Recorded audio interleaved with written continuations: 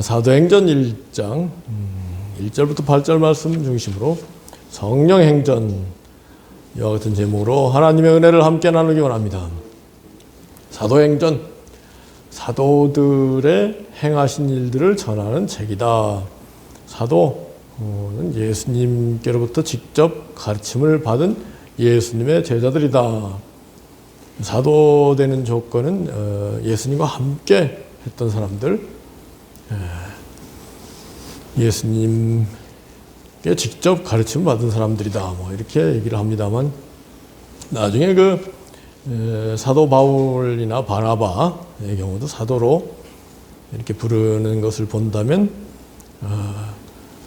예수님을 정말로 친밀히 하고 예수님께 가르침을 받고 하늘나라의 대사명, 천국의 대사명을 받아서 그것을 완수하기 위하여 사는 사람들, 천국의 대사로 살아가는 사람들이면 다 사도일 수도 있다, 그런 생각을 합니다. 우리는 하늘나라의 대사명을 받은 천국의 대사인 것을 깨닫기 원합니다. 우리 한 번씩 같이 해보는 게 또 필요할 것 같아요. 하늘나라의 대사명을 받은 천국의 대사다.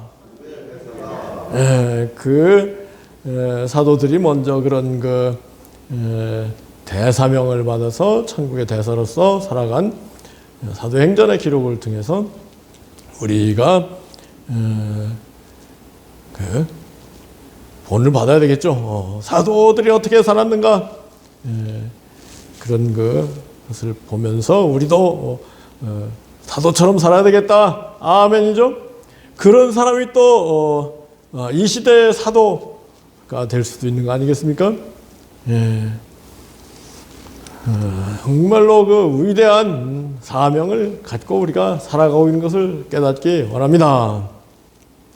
제가 이제 기독교 신앙생활을 하면서 하나님께서 저에게 주신 놀라운 세 가지 깨달음이 있는데, 첫째는 예수 그리스도의 십자가 희생으로 말미암아 인류의 모든 죄, 과거 현재 미래의 모든 죄가 다 청산될 수 있다, 이 믿음을 주셨단 말이에요. 이거 믿기 어려운 진리인데 성령님이 오셔서 저에게 깨우침을 주셨어요. 어떻게 예수님 한 분이 십자가에서 희생되셔서 인류의 이 어마어마한 모든 죄를 다 청산할 수 있습니까? 이렇게 제가 의심하고 있을 때 성령님이 오셔서 하나님의 아들 예수 그리스도, 하나님의 아들 성령으로 잉태되신 흠과 티가 없는 어린 양 예수 그리스도, 진리요 생명 자체이신 하나님의 본체이신 예수 그리스도 십자가에서 희생의 제물이 되셨으니 그 공로가 이 천하보다, 이 지구보다 억천만 배 더 귀하고 큰 공덕이 있기 때문에 예수 그리스도를 의지하는 사람마다, 믿는 사람마다 그 죄가 아무리 천하보다 무겁다고 하더라도 다 청산됨이 남음이 있는 줄 믿습니다. 이 깨달음이 왔고요. 두 번째 깨달음은 석가모니가 고통의 바다에서 호적되는 우리 인생들을 위해서 왕이 될 것을 포기하고 히말라야 산에 들어가서 도를 닦은 끝에 불교를 시작했다. 그런데 우리 예수님은 만왕의 왕이신 예수님께서 우리 인간을 구원하기 위하여 이 낮고 천한 이 땅에 오시고, 그리고 가장 처참한 희생, 십자가에 못 박혀 죽는 그런 제물이 되셨으니, 사랑은 불교 석가모니의 얘기도 아름다운 이야기지만 우리 주 예수 그리스도의 이 십자가 사랑 이야기, 하나님이 친히 이 땅에 내려오셔서 우리 인생들을 위하여 십자가의 희생의 제물이 되신 이 이야기는 불교 이야기보다 천배 만배 무한대배 귀하고 아름다운 이야기다. 아멘이죠. 정말 우리가 귀한 믿음을 갖고 살게 됐죠. 이것도 다 성령님이 주신 은혜인데, 그리고 나서 이제 예수 그리스도를 믿음으로 말미암아 성령님의 은혜가 임해서 죄 용서를 받고 죄 씻음을 받고 하나님의 자녀가 되었으니, 하나님의 아들 딸이 되었으니, 이 존귀와 영광은 중국의 황제를 옛날에 뭐라고 그랬어요? 천자라고 그랬죠. 천자. 하늘의 아들이다. 그러면 중국의 황제 천자. 일본 사람들 여기서 외놈이라고, 외놈들은 천황 그러는데 웃기는 얘기죠. 예. 천황이 뭐 저 모양으로 있으면 되겠습니까? 중국의 천자나 뭐 이 땅의 모든 스스로를 높이는 황제니 임금이니 이런 사람들은 그 천자라고 부르죠. 그렇지만은 그 일시적이고 불완전하고 그림자 허상에 지나지 않는 존재들이다. 그러나 우리가 예수를 믿어서 진정으로 성령을 받은 성도들, 하나님의 자녀가 된 우리들은 참되고 완전하고 영원한 천자다. 아멘이죠. 이 존귀와 영광, 이 땅에서 가장 이 지구상에 지금 현재 폼 잡는 사람들이 누구예요? 바쁘시, 바이든, 푸틴은 조만간 끝날 것 같기도 하고, 시진핑, 이런 사람들인데, 그 사람들도 역시 그림자에 지나지 않고 일시적이고 불완전하기 짝이 없다. 그렇지만은 우리 성령을 받아서 하나님의 자녀된 우리 참되고 완전하고 영원한 천자야말로 그 지구상의 그 천자라고 하는 일본 천왕, 허수아비 천왕이죠. 보다도 천배만배 무한대배 귀한 존재가 된 것을 깨달아야 될 줄 믿습니다. 또 나아가서 우리가 천국의 대사로서 하늘의 대사명을 받아서 천국의 대사로서 그 복음을 전하며 사람들을 구원하는 일, 이 일이 얼마나 귀한 일이냐. 우리 주님께서 뭐라고 하셨어요? 너희가 온 천하를 얻고 생명을 잃으면 무슨 소용이 있겠느냐. 너희 생명은 천하보다 귀하지 않느냐. 이걸 잘 깨달아야 되는데 천하가 뭐 아무것도 아니에요. 그죠? 근데 우리 인생들이 천하 앞에 굴복하는 것은 사탄 마귀한테 굴복하는 거거든요. 이 천하에서 살면서 한번 잘 살아봐야 되겠다. 마귀의 노예가 돼서라도 잘 살아봐야 되겠다. 이렇게 돼 있는 거죠. 그래서 가장 강력한 욕심이 뭐예요? 천하를 정복하려는 욕심 아닙니까? 천하를 정복하려고 들었던 사람들 가운데 대표적인 사람이 알직나조, 알렉산더, 칭기스칸, 나폴레옹. 그렇지만은 그 사람들이 어떻게 됐습니까? 다 물거품이 되고 말지 않았습니까?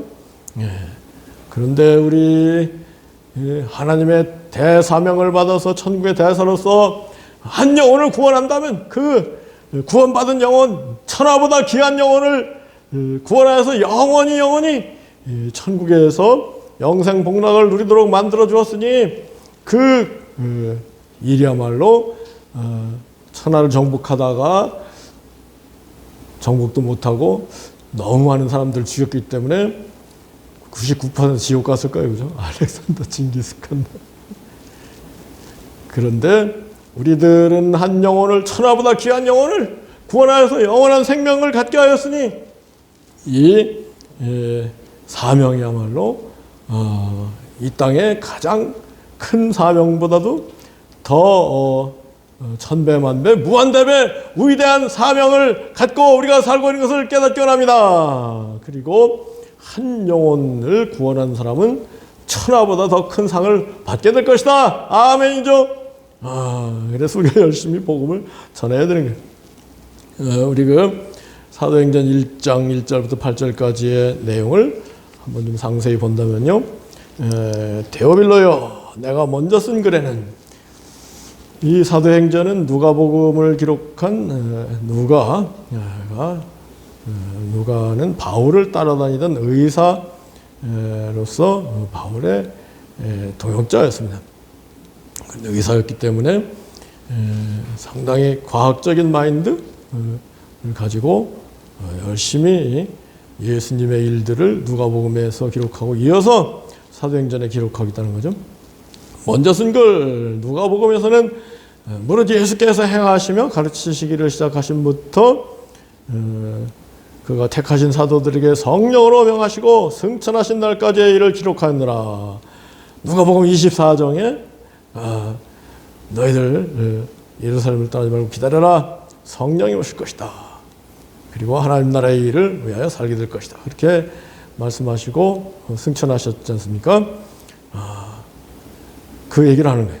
그리고 나서 승천하시기 전에 3절 그가 고난 받으신 후에 십자가에 고난을 받으신 후에 그들에게 사도를 비롯한 수많은 성도들에게 확실한 많은 증거로 친히 살아계심을 나타내사 확실히 예수님이 부활하신 것을 그들에게 보여줬다. 40일 동안 보여주셨다. 그리고 또 40일 동안 하나님 나라의 일을 말씀하시니라. 그리고 이제 4절부터 이 사도행전의 역사가 시작되는 거죠. 사도와 함께 모이사, 승천하시기 직전에 사도와 함께 모이사 그들에게 분부하시기를 예루살렘을 떠나지 말고 내게서 들은 바 아버지께서 약속하신 것을 기다리라. 아버지께서 약속하신 게 뭐예요? 보혜사 성령님이 오실 것이다. 그 5절 말씀이 너무나 중요해요. 요한은 물로 침례를 베풀었으나 너희는 몇 날이 못되어 성령으로 침례를 받으리라 하셨느니라. 우리 주님은 성령으로 침례를 주시는 분, 성령을 부어주시는 분. 그래서 예수님을 믿는다는 것은 성령 부음을 받는다는 것, 이걸 깨닫기 원합니다. 예수님을 믿는다고는 하는데 성령 부음이 뭔지도 모른다. 그럼 이건 참 아직 예수님을 믿는 게 뭔지 모르는 거예요. 예수님을 믿는 사람은 성령 부음이 임해서 놀라운 삶을 살게 되는데 그 얘기가 이제 주보 안에 있는 고린도전서 2장 말씀에 나와 있습니다. 2장 9절 이하에 보면 기록된 바 하나님이 자기를 사랑하는 자들을 위하여 예비하신 모든 것은 하나님의 예수를 믿고 하나님을 사랑하는 사람들을 위하여 예비하신 것을 사람의 눈으로 육적인 눈으로 보지 못하고 사람의 귀로 육적인 귀로 듣지 못하고 사람의 마음으로 생각지 못하였다. 그러나 10절 오직 하나님이 성령으로 이것을 우리에게 보이셨으니 성령님이 오셔야 하나님이 우리를 위하여 예비한 것들을 알게 된다. 성령은 모든 것 하나님의 깊은 것까지도 통달하시느니라. 아멘이죠. 하나님의 깊은 것까지 통달하면 뭐 끝이죠 뭐.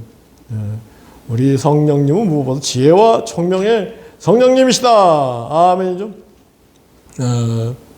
정말로 성령님, 모든 것을 통달케 하시는 성령님, 으로 말미암아 모든 것을 통달을 깨닫게 되는 그런 은혜가 이 시간 우리에게 임하기 원합니다. 그리고 나서 이제 예수님이 막 그 승천을 하려고 하시니까 6절에 제자들이 예수님께 여쭈기를 주님 이스라엘 나라를 회복하심이 이때니까 사도들 제자들은 이스라엘 나라가 망했을 때거든요. 이스라엘 나라가 먼저 바빌론 느부갓네살 왕한테 망하고 뒤에 또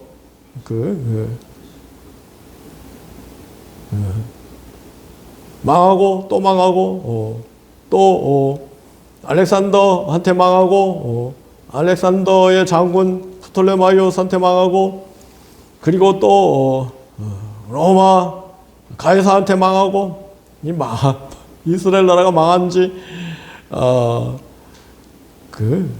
600년이 넘는 그런 시점에 예수님이 오셨거든요. 그래서 이 사도를 비롯한 예수님을 따라다니는 사람들은 예수님이 옛날 다윗 왕처럼 주변 나라들을 다 정복하고 국권을 회복하고 독립시키실 분이다 생각하고, 그때 예수님이 왕이 되면은 나도 한 자리 해야지 생각하고 예수님을 따라다니는 사람들이 대부분, 사도들도 그랬거든. 그 얘기가 나온, 그랬을 때 7절에 주님께서 때와 시기는, 이스라엘 나라를 회복할 때와 시기는 이스라엘 나라가 회복되긴 회복될 것이다. 근데 이스라엘 나라, 주님이 생각하시는 이스라엘 나라는 신령한 성도들의 나라, 천국을 얘기하는 것을 깨달았기 원합니다. 그 천국이 온전히 이루어질 시기는 하나님 아버지께서 하나님 아버지의 권한에 두셨으니 너희가 할 바 아니오. 예수님께서 복음서 가운데는 나도 모른다 그랬거든요. 근데 지금 시한부 종말론자들이 언제 종말려고 재림 이렇게 얘기하는 사람들은 다 사탄에 사로잡힌 교만에 빠진 그 이단들이라는 것을 우리 잘 깨닫고 이단을 따라가지 말고 성령님을 따라가는 우리가 되기 원합니다. 그리고 난 이제 8절에 주님께서, 이 8절은 최소한 외워야 되는 거 아니겠습니까? 8절. 우리 낮은마음교회 33절, 요절 말씀 중에 두 번째로 중요한 말씀. 이 8절도 아직 안 외웠다. 이거는 낮은마음교회 성도 자격이 없다 할까요? 오늘이라도 이 8절을 다 외워가신 여러분들이 원합니다. 오직 성령이 너에게 임하시면 성령 세례가 침례가 임할 것이다.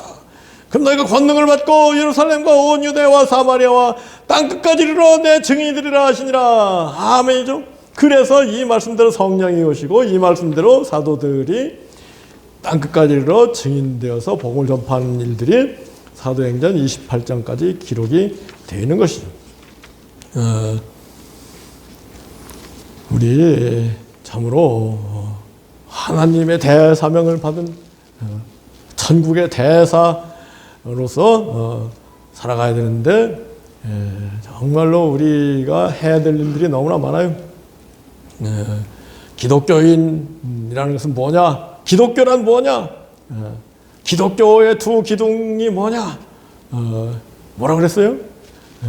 기독교라는 사랑을 실천하고 복음을 전하는 게 그 천국 영생의 진리를 전하는 것, 이것이 기독교다. 아멘이죠.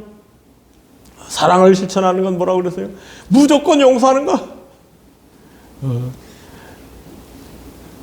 무조건 인내하는 것, 무조건 희생하는 것, 무조건 섬기는 것, 겸손한 것, 무조건 주는 것, 이게 사랑의 실천이다. 아멘이죠.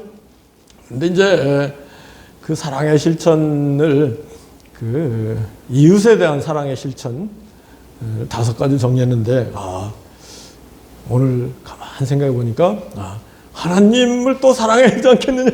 아멘이죠. 하나님 사랑의 그 내용은 3가지 정도. 무엇보다도 하나님께 감사하는 사람이 하나님을 사랑하는 사람인 줄 믿습니다. 어떻게 감사해요? 감사. 여러분 그 너무 좋아요. 405장 멜로디에 맞춰서 시시때때로 최소한 하루에 한 번, 그러면은 14번, 감사 14번이 되잖아요. 최소한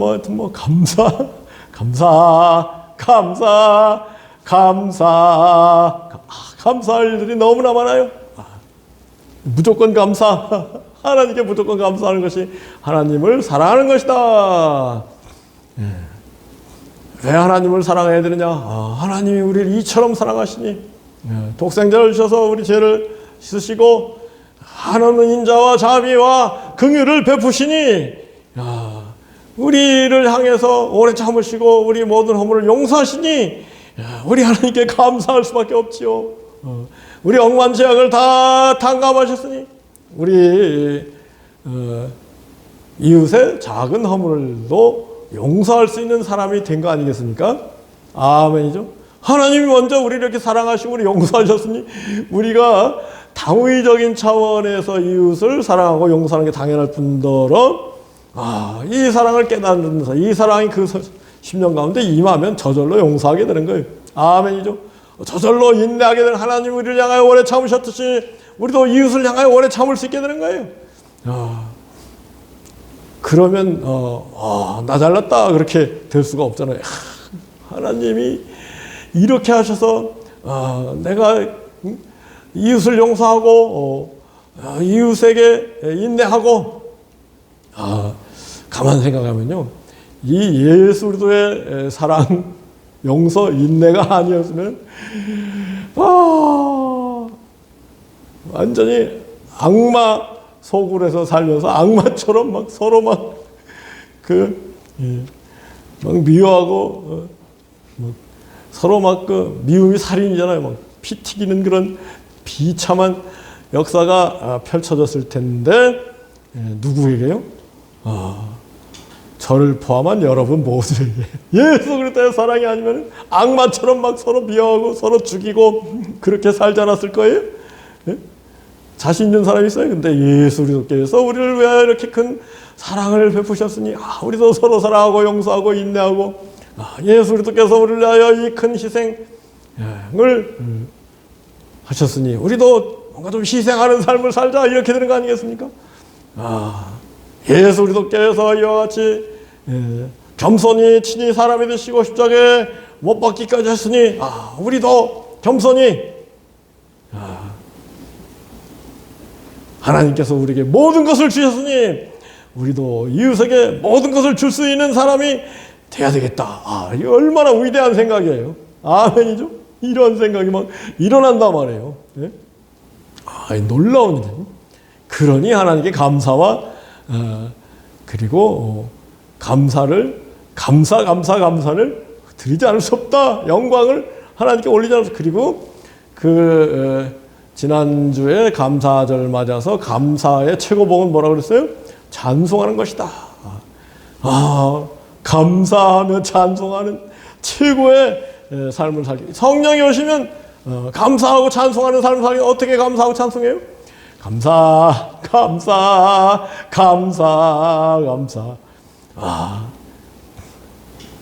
이렇게 살다가 사는 게 피곤하죠. 힘들고. 오죽하면 사람을 보며 세상을 볼 때 만족함이 없었네 그렇겠습니까? 사람을 보고 세상을 보면 만족함이 없겠네가 아니라 불평불만이 나오게 돼 있는 게 우리 인간이란 말이에요. 예? 오죽하면 그런 복음성가 가사를 만들어 놨겠어요. 그러니 근데 우리가 살아가면서 사람을 보며 세상을 보며 살아가잖아요. 그러니까 불평불만이 막 나오고 스트레스 가운데 살 수밖에 없는 우리 인생들인데 어느 순간 성령님이 오셔서 딱 멈춰서서 감사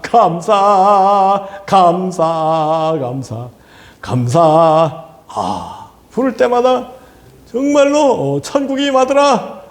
이러한 축복이 우리 모두에게 막연합니다. 근데 감사. 그러면 맨날 감사만 하면 뭐가 좋대요?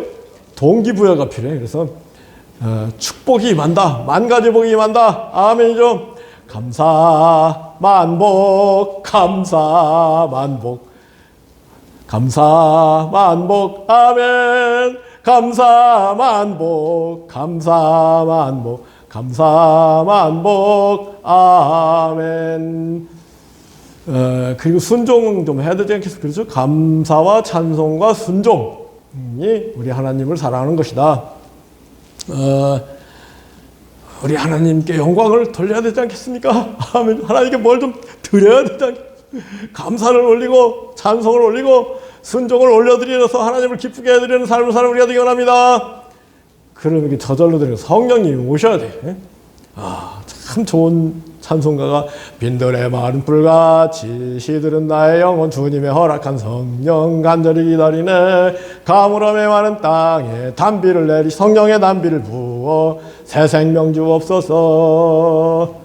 참되신 사랑의 언약 어길 수 있사오랴. 오늘의 흡족한 은혜 주실 줄 믿습니다.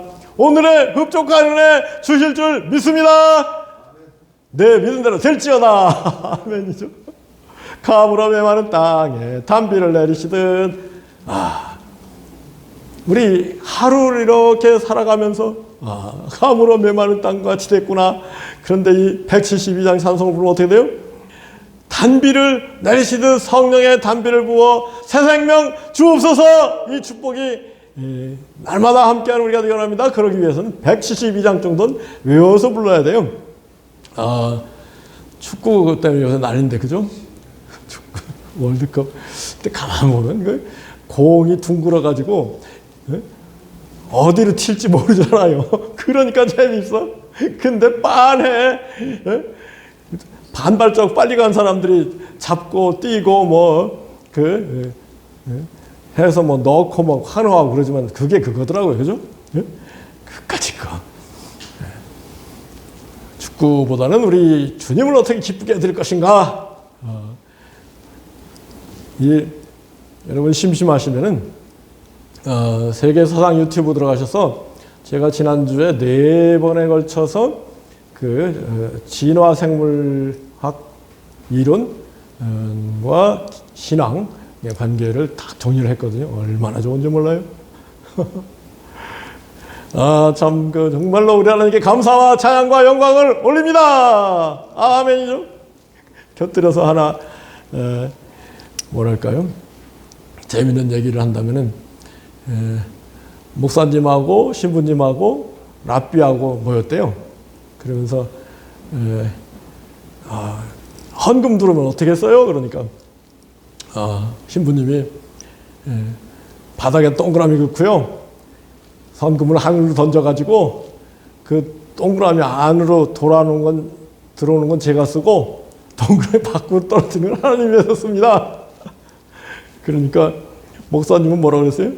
목사님은 저는 거꾸로 하는데요. 그 동그라미 조그맣게 그려놓고 그 안에 떨어지는 건 하나님 위해서 쓰고 동그라미 밖으로 떨어지는 거는 나 위해서 씁니다. 그러니까 유대인 랍비가 그럴 거 뭐 있어요? 하늘로 탁 집어던져가지고 하나님이 받아가시면 하나님 쓰시라고 하고 땅에다 떨어지면 내가 쓰면 되는 거죠. 그랬다는데, 근데 이제 양심에 따라서 그 동그라미를 크게 그리는 목사님도 계실 거고, 그죠? 그 동그라미 크게 그리면은 목사님은 하나님한테 유리하잖아요, 그죠? 신부님은 동그라미를 크게 그리면 자기한테 유리한 거고. 하여튼 신앙의 정도가 다 다를 수 있는데 우리도 될 수 있으면 이 지구 모든 것을 다 내가 가진 모든 것을 주님을 위하여 사용하는 가운데 날마다 감사와 찬양과 영광이 넘쳐나고 만복이 많은 축복을 다 누리는 우리 모두기를 예수 그리스도로 축복하고 기도합니다.